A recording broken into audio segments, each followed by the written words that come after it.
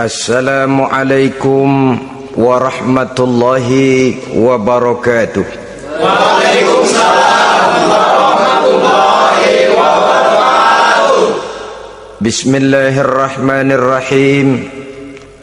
Alhamdulillahi rabbil alamin.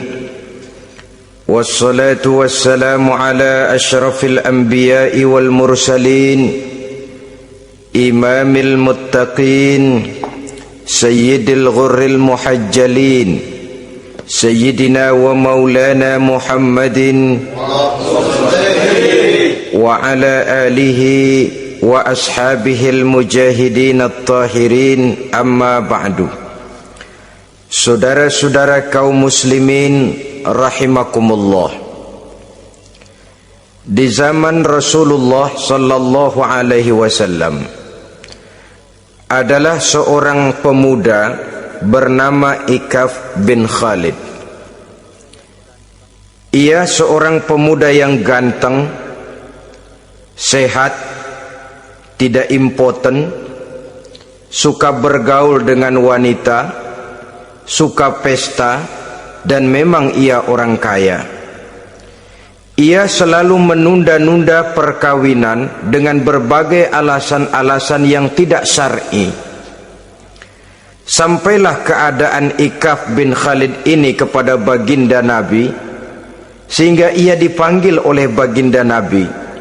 Setelah sampai, ditanyalah Ikaf bin Khalid ini, "Hai Ikaf, saya ya Rasulullah. Kau sudah punya istri?" "Belum ya Rasulullah." "Juga tidak punya budak sahaya?" "Tidak ya Rasulullah." "Dan badanmu sehat?" "Sehat ya Rasulullah." "Kalau demikian," kata Rasul, "kau ini teman setan. Ada dua pilihan Ikaf.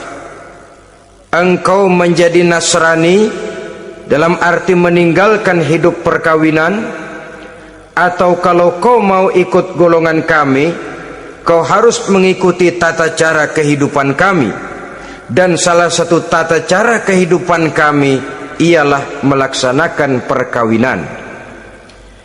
Yang kemudian Ikaf bin Khalid ini oleh baginda Rasul dicarikan seorang gadis bernama Karimah binti Kulsum al-Humairi, dan kawinlah Ikaf bin Khalid ini. Dari riwayat singkat ini, saudara-saudara, Rasulullah sallallahu alaihi wasallam melihat bahwa kehidupan Ikaf bin Khalid ini adalah kehidupan yang lazimnya barangkali di zaman sekarang dinamakan kehidupan dari orang-orang yang gemar melakukan free sex, alias samenleven, alias hidup bersama tanpa melakukan pernikahan. Ia sehat, ia kaya, dan ia suka bergaul dengan wanita, sehingga gaya hidup yang sedemikian ini dikecam oleh Rasulullah sallallahu alaihi wasallam. Dua pilihan ditawarkan: menjadi pendeta Nasrani yang bebas dari ikatan perkawinan, atau kalau mau menjadi muslim, ikutlah cara hidup kami, kata Rasul. Dan di antara cara hidup kami adalah melakukan apa yang dinamakan dengan perkawinan. Sebagaimana yang kita maklum, manusia adalah makhluk berketurunan terus-menerus sebagai makhluk dua jenis, laki-laki dan perempuan. Keduanya jelas saling memerlukan, saling membutuhkan. Kita laki-laki perlu perempuan, perempuan juga perlu laki-laki, walaupun perempuan pora-poranya lebih pintar daripada laki-laki. Biasanya laki-laki kalau sudah jatuh cinta paling kurang se-RW tahu itu. Sana bicara, kemari bicara. Perempuan lebih pandai menyimpan perasaannya. Nah, pada laki-laki diciptakan zat laki-laki yang dinamakan spermatozoa, dan pada perempuan terdapat indung telur yang dinamakan ovum. Kedua zat itu harus bertemu, dan untuk itu Allah Subhanahu wa ta'ala menciptakan kekuatan tarik menarik antara laki-laki dan perempuan. Diciptakan laki-laki dalam biologis yang laki-laki, diciptakan perempuan dalam biologis yang perempuan. Lemah, gemulai, lembut, menarik, ayu, lemot, denok, geboy. Diciptakan magnet yang merupakan kekuatan tarik menarik antara laki-laki dan perempuan. Dan bila ada persesuaian, maka akan terjadilah persatuan tubuh yang disebut koitus. Bila pada saat itu kebetulan terjadi pengeluaran ovum, maka kedua zat itu akan bertemu di dalam diri perempuan, dan inilah yang dinamakan konsepsi, yakni permulaan pembinaan jasmaniah makhluk baru dalam rahim seorang perempuan. Inilah makna firman Allah dalam surah An-Nisa ayat pertama. A'udzubillahi minasyaitonir rajim. Ya ayyuhan nasu taqu rabbakumul ladzi khalaqakum min nafsin wahidah wa khalaqa minha zawjaha wa batha minhuma rijalan katsiran wa nisaa. Wahai manusia, bertakwalah kamu kepada Tuhanmu yang telah menciptakan kamu dari diri yang satu, kemudian diciptakan dari diri yang satu itu pasangannya, dan dari keduanya berkembang biaklah manusia menjadi bersuku-suku dan berbangsa-bangsa. Pada contoh lain dari proses pembentukan jasmania makhluk manusia dalam rahim ini, Al-Baqarah 223 menjelaskan bahwa seorang laki-laki adalah seperti petani, seorang perempuan adalah seperti ladang. Petani adalah yang mencangkul sawah, menebarkan benih, sementara ladang adalah tempat bersemayam benih-benih itu, tempat dia tumbuh dan berkembang membawa manfaat bagi kehidupan ini. Dengan bahasa yang indah, Quran mengatakan, nisa'ukum harthul lakum fa'tu harthakum anna syi'tum. Istri-istrimu adalah laksana sawah ladang bagimu, maka cangkulah, datangilah sawah ladangmu menurut cara yang kamu suka. Saudara-saudara kaum muslimin rahimakumullah, belakangan ini orang sering membicarakan pendidikan seks bagi anak-anak. Menurut pendapat saya, walaupun itu diperlukan, tapi tidak harus dilakukan secara menggebu, dan masih banyak hal-hal mendesak lainnya yang lebih perlu dibicarakan ketimbang bagaimana memberikan pendidikan seks kepada anak-anak kecil. Barangkali yang memerlukan, yang sering bertanya tentang seks cuma terbatas kepada anak-anak kecil di kota-kota besar yang oleh perkembangan teknologi dan komunikasi daya pikirnya memang sudah sedemikian maju. Tapi berapa ribu jumlah anak-anak kecil yang semacam itu? Selebihnya puluhan juta anak-anak kecil yang tinggal di daerah-daerah terpencil, di provinsi-provinsi lain di luar keramaian, yang sama sekali belum perlu untuk hal-hal yang semacam itu. Haruskah cuma untuk membela yang 1.000 atau 2.000 orang ini saja, lalu kita mengabaikan yang puluhan juta adanya? Kita masih harus membicarakan bagaimana kurikulum pendidikan yang mapan. Kita harus membicarakan bagaimana sistem pendidikan yang memadai. Saudara-saudara, Quran sendiri harus kita katakan berbicara soal seks, tapi gaya bahasanya sopan. Ajaran yang terkandung di dalamnya luhur, tidak terbuka belak-belakan. Saya khawatir disalahgunakan nantinya. Maklum ya, yang namanya anak-anak, sifat yang menonjol pada dirinya itu adalah hubbut taklid, senang meniru. Apa yang dia lihat, apa yang dia baca, apa yang dia tonton, biasanya ingin dia terjemahkan dalam kehidupannya. Kadang-kadang kalau habis baca komik Superman, dia kepengen jadi Superman. Itu anak kecil. Habis baca buku Si Buta dari Gua Hantu misalnya, pengen jadi si buta dari gua hantu, nyari kayu bikin tongkat. Biasa, itu watak yang namanya hubbut taklid. Sekarang kalau kepada anak-anak semacam itu sudah diberikan pendidikan seks, saya khawatir kadang-kadang tidak dididik saja sudah lancar kok. Apalagi kalau sampai dilakukan pendidikan, khawatir disalahgunakan. Saya katakan tadi, Quran juga misalnya Al-Baqarah 223 ini bicara soal seks, tapi sudah lihat gaya bahasanya.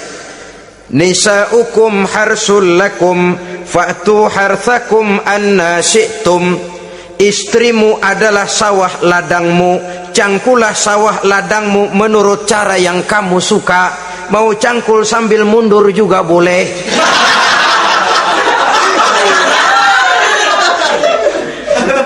Teknik mencangkul terserah kita, asal yang dicangkul sawah ladang sendiri. Jangan sawah ladang orang lain dipaculin, marah yang punya. Kita lihat di sini betapa dalam gaya bahasa yang sopan Al-Quran berbicara soal ini. Saudara-saudara kaum muslimin rahimakumullah, kesenangan melakukan hubungan seksual digerakkan oleh satu energi, oleh satu kekuatan dalam diri manusia yang dinamakan insting seksual atau libido. Dan libido merupakan energi yang terbesar dalam tubuh manusia. Ini harus disalurkan, sebab kalau tidak bahaya. Saudara tahu bahaya itu lebih bahaya dari yang bahaya. Pakai tasdid dia, bahaya. Insting seksual apabila tidak disalurkan bisa menimbulkan berbagai macam gejala-gejala yang bisa mengganggu kesehatan diri atau mengganggu lingkungan. Nah, Islam tahu itu. Islam pun tidak ingin menghilangkan nafsu. Islam memberikan legitimasi penyaluran libido, penyaluran insting seksual melalui pintu yang disebut nikah. Dengan demikian, nikah merupakan pintu legitimasi untuk manusia di dalam ia menyalurkan insting seksualnya atau libidonya atau kecenderungan untuk melakukan hubungan seksual. Tetapi saudara-saudara, oleh karena yang dinamakan nikah tidak cuma berisi hubungan seksual, tapi juga berisi tanggung jawab dan kewajiban, berisi hak dan pengertian, berisi ketenangan dan sebagainya, maka orang pada umumnya biasanya ingin mencari resiko yang lebih ringan. Hubungan seksnya mau, nikahnya ogah. Sebab apa? Karena nikah itu tidak cuma merupakan hubungan seksual saja. Ya, ia harus berisi tanggung jawab. Ya, ia berisi hak dan kewajiban. Ya, ia berisi pengertian. Ya, ia berisi penyantunan sandang pangan, perlindungan dan lain sebagainya. Orang lalu mengambil jalan pintas, sehingga terjadilah kecenderungan gaya hidup yang disebut Samenleving, yang berangkat dari free love untuk kemudian mengarah kepada free sex. Hidup bersama tanpa diikat dengan tali pernikahan. Akhirnya apa? Kalau dirasakan cocok, ya terus. Kalau nggak cocok, ya bubar. Tidak ada satu ikatan spiritual. Kalau demikian halnya, maka manusia belum terlalu jauh nilainya daripada makhluk bernama binatang, yang penyaluran insting seksualnya tidak perlu diikat dengan pintu yang bernama nikah. Orang ingin mengambil jalan pintas, potong kompas, mau enak lalu tidak mau resiko. Hubungan seksualnya mau, tapi kemudian pernikahannya tidak mau. Akibatnya pada satu segi prostitusi, Saudara tahu prostitusi, pelacuran meningkat.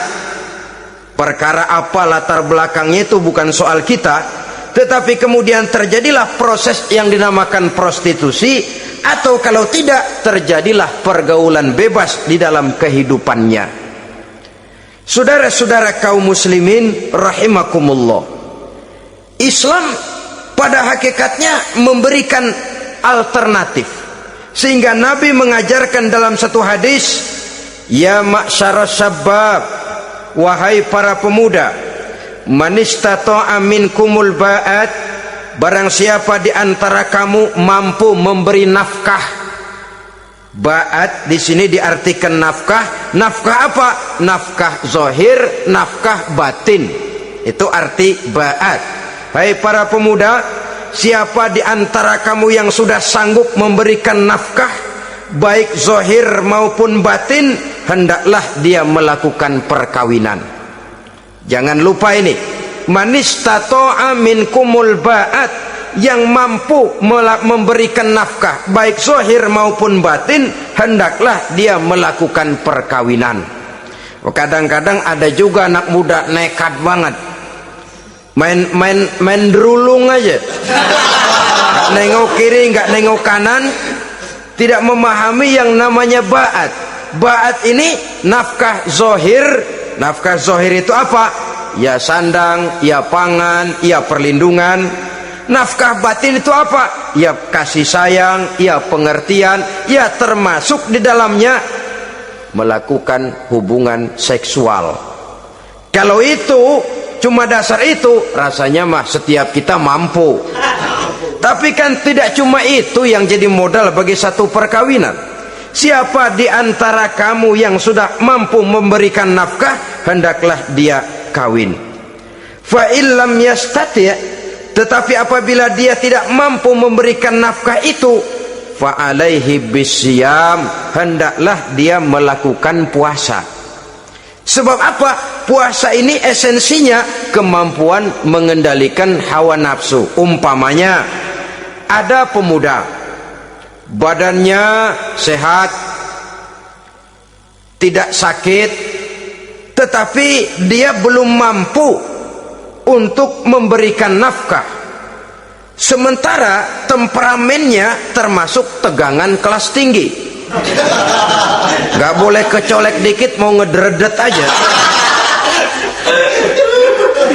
Yang semacam ini oleh Nabi, fa'alaihi bisyam, kalau memang belum mampu memberikan nafkah, hendaklah puasa.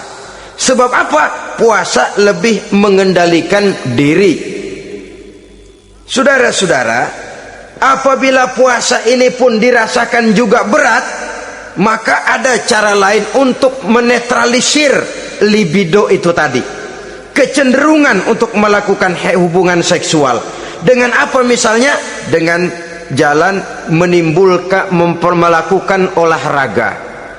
Dengan melakukan olahraga, hormon yang membentuk libido tersalurkan, terkuras melalui energi yang dikeluarkan pada saat melakukan olahraga.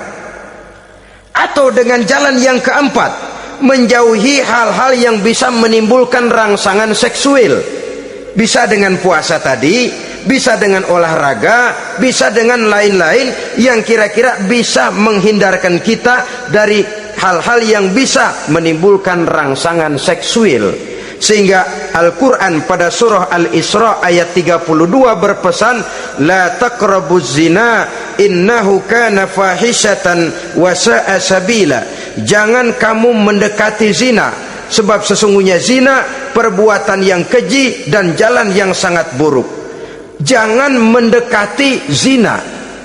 Mendekati zina artinya mendekati hal-hal yang bisa membawa kita kepada perbuatan zina. Termasuk misalnya bacaan-bacaan Parno. Nah, ya, itu Parno nggak boleh dibaca. Blue film, ngintip, ini juga penyakit ini.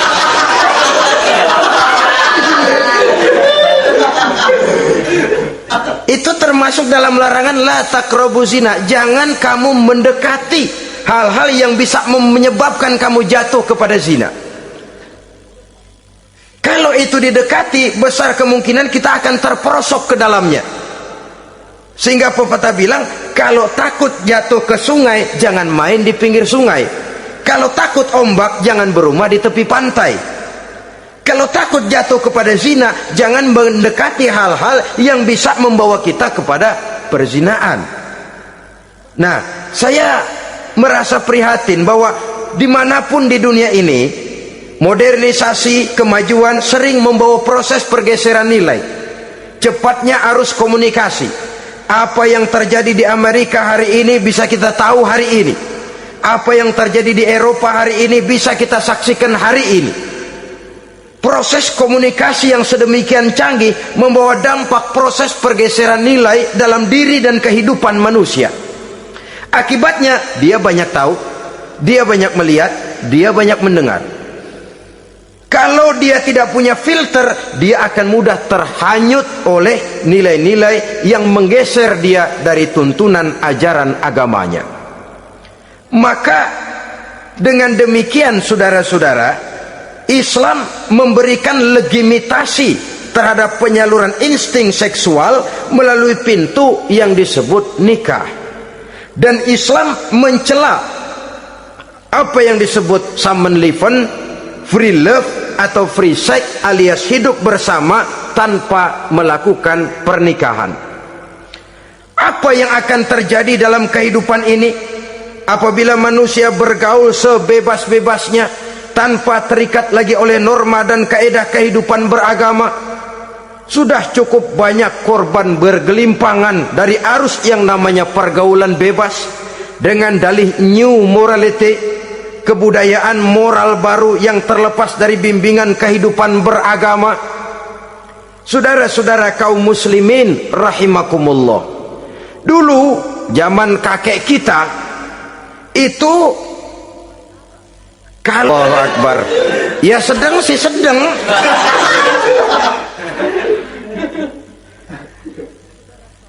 Saudara-saudara kaum muslimin rahimakumullah, terhadap pintu legitimasi ini pun kalau manusia sudah sanggup melakukan ba'at, baik nafkah zahir maupun nafkah batin, kalau itu tidak bisa dia lakukan, hendaklah dia menjaga diri dari hal-hal yang bisa menjerumuskan dia ke tempat zina. Bisa dengan puasa, bisa dengan memperbanyak olahraga, bisa dengan menggiatkan belajar, study club, diskusi. Ada pepatah mengatakan 3 hal yang bisa membawa kerusakan. 3 kosong nih. Kosong iman, kosong kantong, kosong perut. 3 kosong ini yang sering membawa kerusakan dalam diri manusia. Pertama, kosong iman. Yang kedua, kosong kantong. Yang ketiga, kosong perut.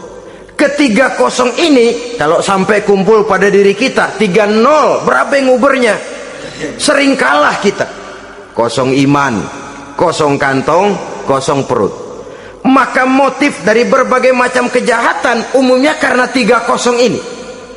Orang bisa jatuh ke tempat zina, bisa jatuh kepada korupsi, bisa jatuh kepada perampokan, pencurian, dan berbagai macam perbuatan negatif. Pertama, kosong iman. Kalau sudah kosong iman, ini kosong yang paling berbahaya. Dia tidak ada lagi yang ditakutin. Polisi, ya apa selamanya polisi mau nongkrongin dia. Kalau sudah kosong iman, ini sudah tidak ada lagi norma yang diindahkannya.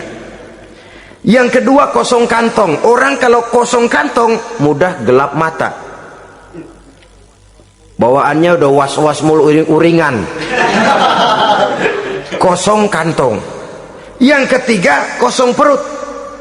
Kosong perut ini lapar, kemiskinan maksudnya, bisa membuat orang jadi jahat, bisa membuat orang menjadi pelacur, bisa membuat orang jadi koruptor, bisa membuat orang jadi penjahat. Itu motifnya karena kosong perut. Dari 30 ini yang paling berbahaya sesungguhnya kalau orang sudah mengalami kosong iman.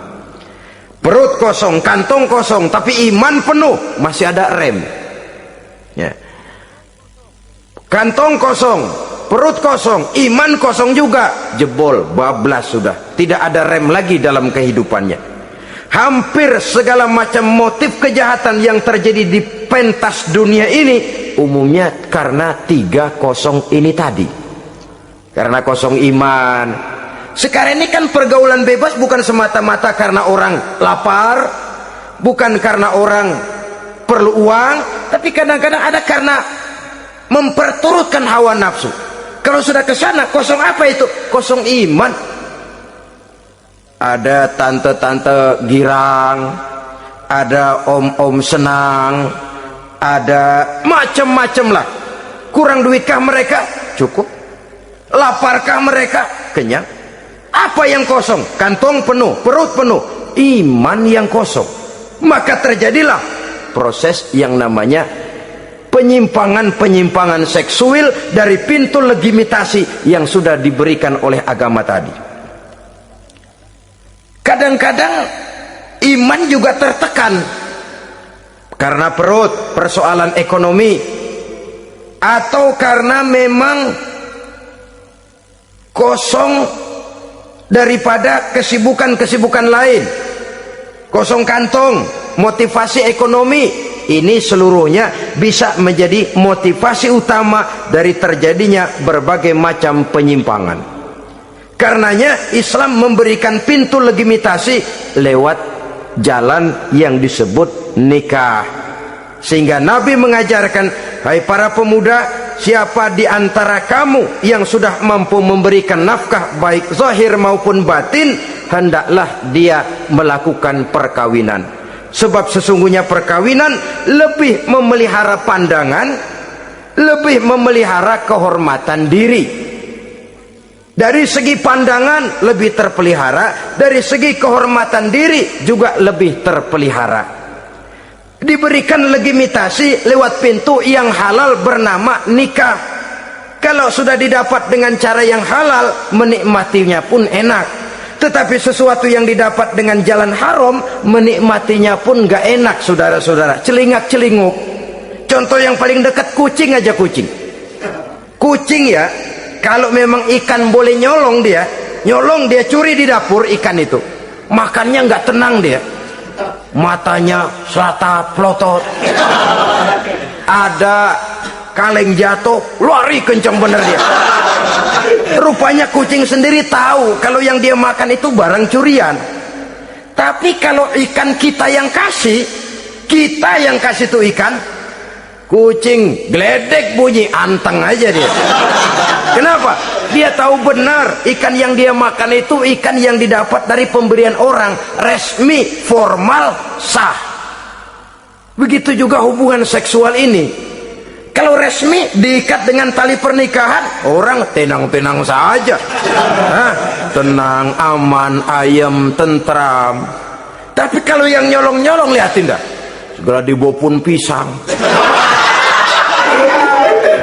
Mana nyamuk gede-gede banget, gerusak gerusuk, hansip lewat kabur dia. Padahal hansip mah lagi ronda. Tapi ada semacam perasaan bahwa ini belum waktunya. Itu yang tidak bisa mendatangkan ketenangan dalam menikmati hubungan seksual itu tadi.